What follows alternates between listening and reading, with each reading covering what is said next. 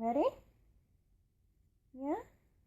All right, let's show everybody how we flush your Broviac line. That's the line that goes in your chest right here.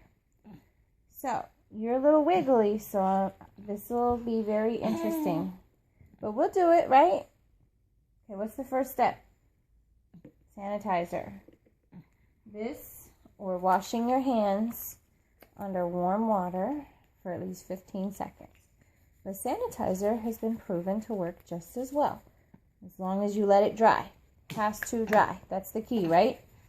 Yeah, that's the key with most procedures too. So, you have what's called a double lumen Broviac.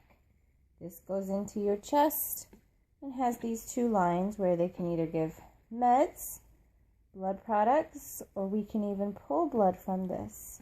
But thankfully, they switched your meds so mommy doesn't have to do that. I just have to flush it with something called heparin so that your lines don't clog.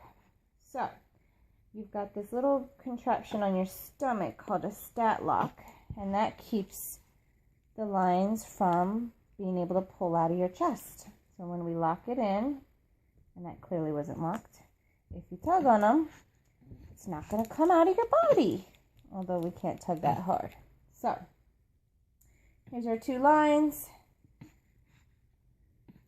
and you're falling off your pillow, you're getting angry. Okay, get comfortable, because I need you in a good mood. Ready? So we start with our alcohol pads. We're going to clean the blue line first. So I have an alcohol pad. I've got my sterile workstation here. I'm going to open up the syringe, but I don't want to touch it. Just open it and have it ready to go. Once I take the cap off, we can't touch anything. So here is our alcohol pad. And here is your blue lumen. And we go 15 seconds. Ready? 1001, 1002, 3, 4, 5, 6, 7, 8, 9, 10, 11, 12, 13, 14, 15. That was 15 seconds of scrubbing with alcohol. Now we let it dry for 15 seconds. And we do not touch anything with it. All right? While we're letting that dry, 1, 2, 3, 4. I'm taking your heparin and I'm pulling the cap off of it with this hand. Remember, I don't want it to touch anything. And guess what?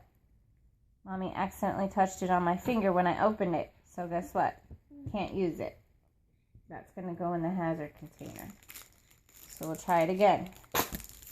God bless you. All right. Good thing I had an extra one ready to go, right? So here's your heparin. Drop the cap. We have to have all those air bubbles out of there. So to get the air bubbles out, we're going to pull back a little bit. There's 3 milliliters in here. Got a couple air bubbles. Come on, air bubbles. Push. Tap it on the table. There we go. The air bubbles rise to the top. These micro air bubbles that look like champagne bubbles are not an issue. It's large bubbles. Like I see one there. There, got it. Let's see. There's all the bubbles. And we need 3 milliliters.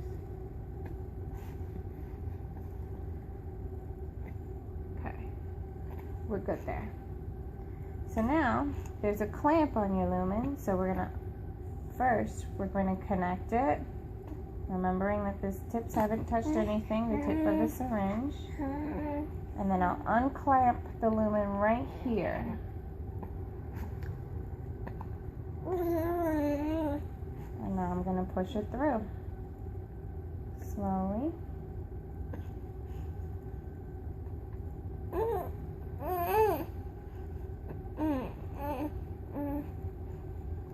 We're watching the baby for signs of anything unusual, but nothing unusual.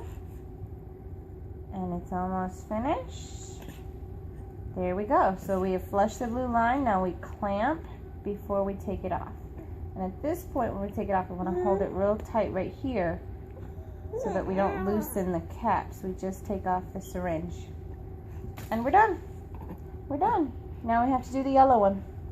Thanks for watching.